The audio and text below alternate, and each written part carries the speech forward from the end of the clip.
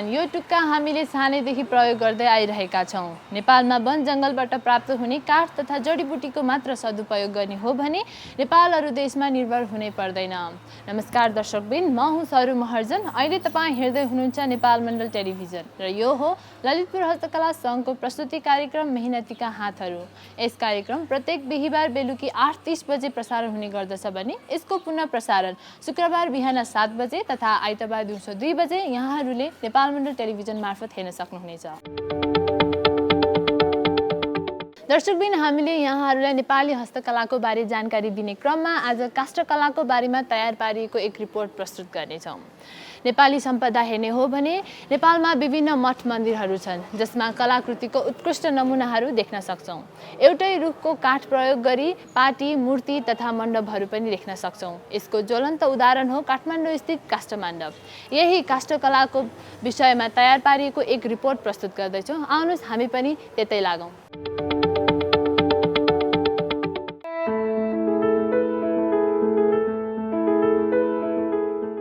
हाम्रो देश नेपाल सुन्दर तथा सम्पन्न छ।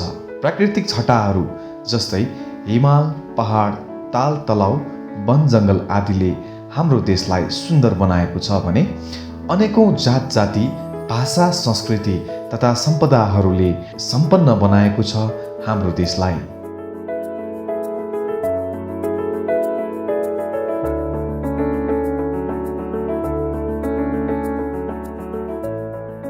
हाम्रो देशमा अनेकौँ मूर्त अमूर्त सम्पदाहरू छन्।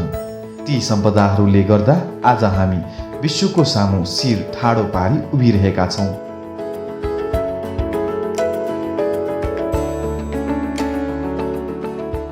हजुर, सदाझै आज पनि हामी हस्तकलाकै विषयमा कुरा गरिरहेका छौँ। हाम्रो यात्रा नेपाली हस्तकला तथा यसको विशेषता यहाँहरूमाझ पुर्याउनु हो। नेपालभित्रका विभिन्न महत्त्वपूर्ण हस्तकलाहरूमध्ये एक हो काष्ठकला। काष्ठकला भन्नाले काठबाट बनाइने मूर्ति वा वस्तुहरू हो।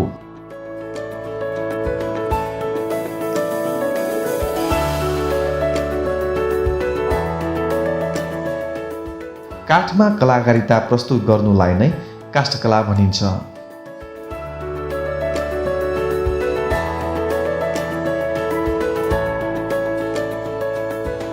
हाल काष्ठकला नेपालको पहिचान बनेको छ। नेपालमा भएका विभिन्न मूर्तिहरू टुँडाल, तोरण आदि धेरै जसो काठबाट बनेका हुन्छन्।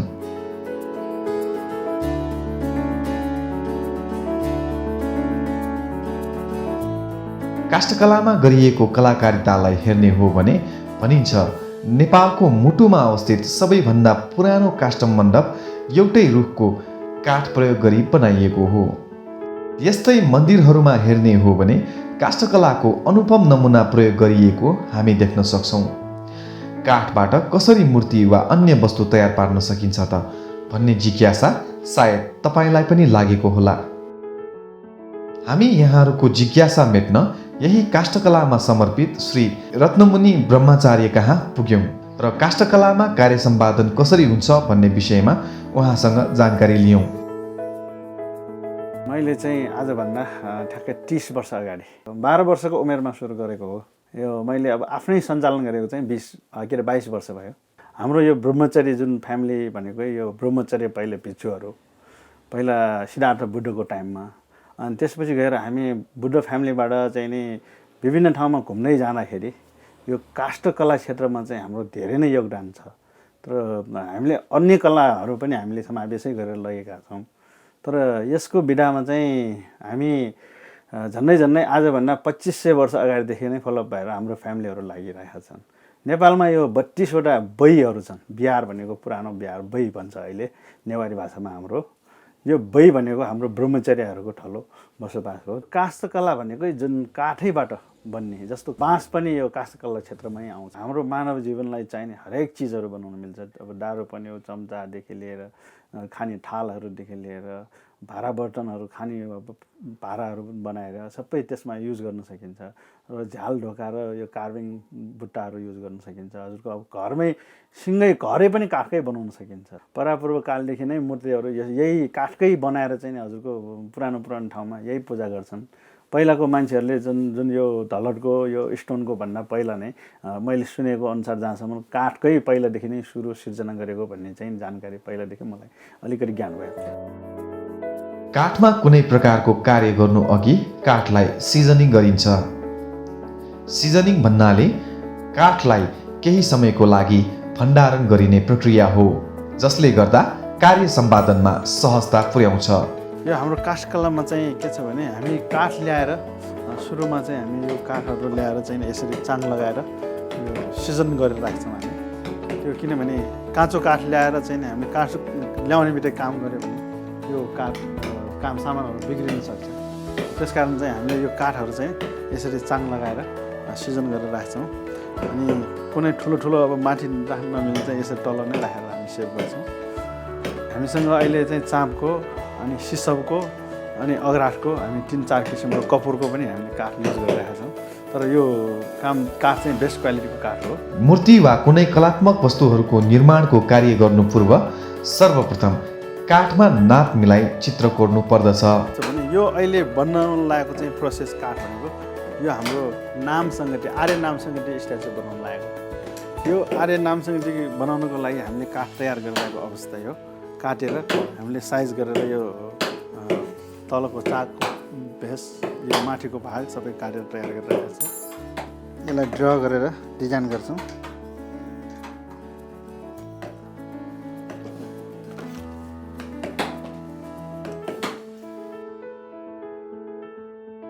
जिउको सबै नापहरू यसरी नापेर तयार गरेर लेख्छौँ।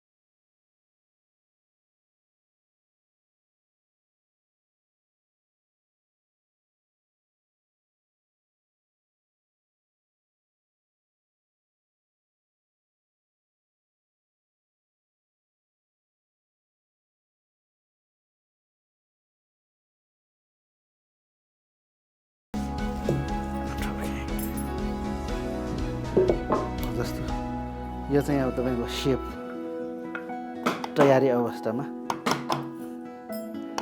यो तयारी हुँदैछ। काठमा चित्र अनुसार कुद्न सके पश्चात मूर्तिको आकार यस्तो देखिन्छ। यो नाम सङ्गतिको चाहिँ तपाईँको जम्मा तपाईँको 1 2 3 4 5 6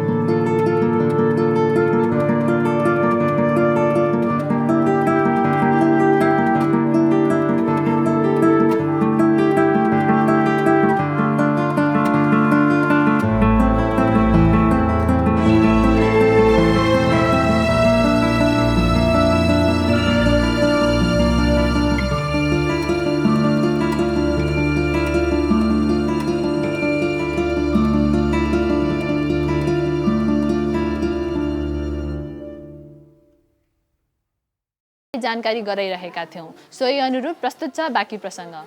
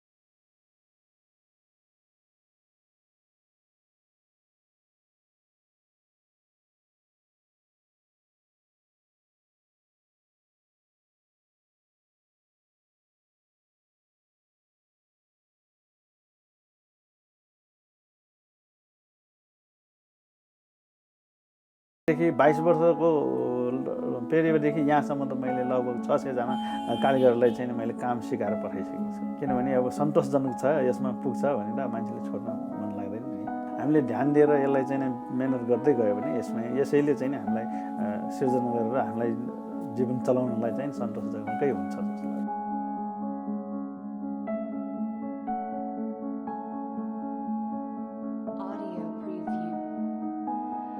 नेपाली हस्तकलाको उचित व्यवस्थापन हुँदो हो त देशको अधिकतम जनशक्ति बाहिरिनु नपर्ने देखिन्छ। तसर्थ यस क्षेत्रलाई अझ बढी उकास्न सरोकारवालाहरूको ध्यान यथाशीघ्र यस क्षेत्रप्रति केन्द्रित हुनुपर्ने देखिन्छ।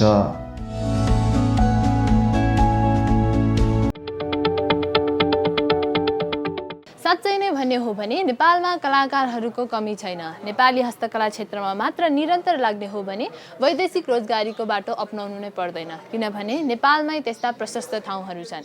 मेहनत गरे फल पक्कै पाउँदो रहेछ भन्ने प्रमाण आज हामीले पायौँ। हस्त दर्शकबिन, आगामी दिनहरूमा यहाँहरूलाई हस्तकला सम्बन्धी अन्य विधाको जानकारी गराउने नै छौँ। हस्तकलामा टेवा पुर्याउँ, नेपाली कलाकृतिको संरक्षण गरौँ, यही नाराका साथ आजको कार्यक्रमबाट म सरू महर्जन तथा क्यामेरा पर्सन रविन डङ्गोल लगायत सम्पूर्ण युनिटलाई बिदा दिनुहोस्। नेपाल मण्डल टेलिभिजन हेर्दै गर्नुहोला। नमस्कार।